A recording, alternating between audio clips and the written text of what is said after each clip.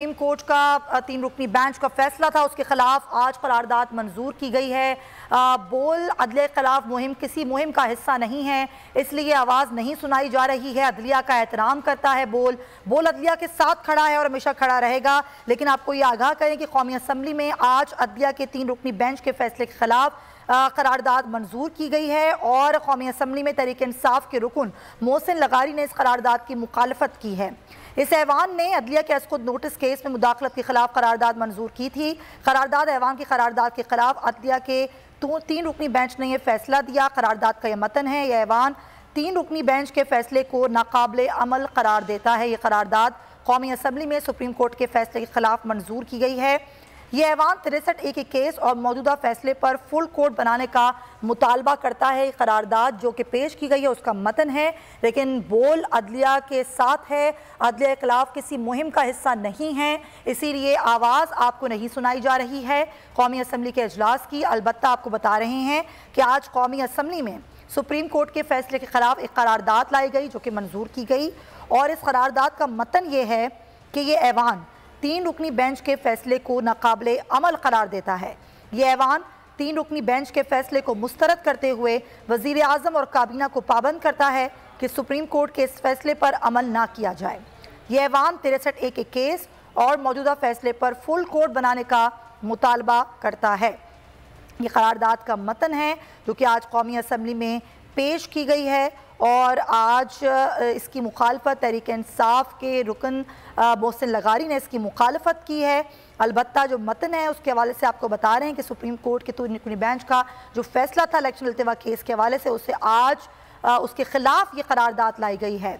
करारदाद का मतन है कि इस ऐवान ने अदलिया की खुद नोटिस केस मुदाखलत के खिलाफ ये करारदाद मंजूर की। ये ऐवान 3 रुकनी बेंच के फैसले को नाकाबिले अमल करार देता है।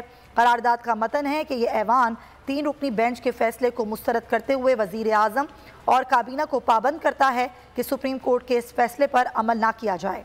यह ऐवान 63A के केस और मौजूदा फैसले पर फुल कोर्ट बनाने का मुतालबा करता है।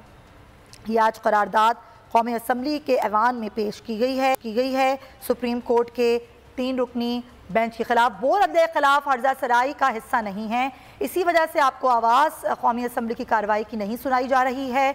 बोल अदलिया के साथ है और अदलिया के खिलाफ किसी भी मुहिम किसी भी हर्जा सराई का हिस्सा नहीं है नाजरीन, इसी वजह से आपको आवाज़ नहीं सुनाई दी जा रही है और आवाज़ नहीं सुनाई जा रही है इस ऐवान की कार्रवाई की।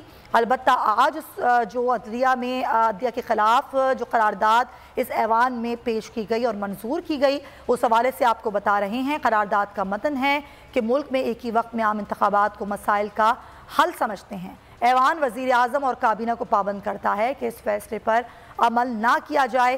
कौमी असम्बली में सुप्रीम कोर्ट के इस फैसले के खिलाफ आज करारदाद मंजूर की गई है। बोल न्यूज़ अदलिया के खिलाफ हर्जा सराई का हिस्सा नहीं है, किसी मुहिम का हिस्सा नहीं है, इसी वजह से आवाज़ नहीं सुनाई जा रही है। बोल अदलिया के साथ है और अदलिया के साथ हमेशा खड़ा रहेगा।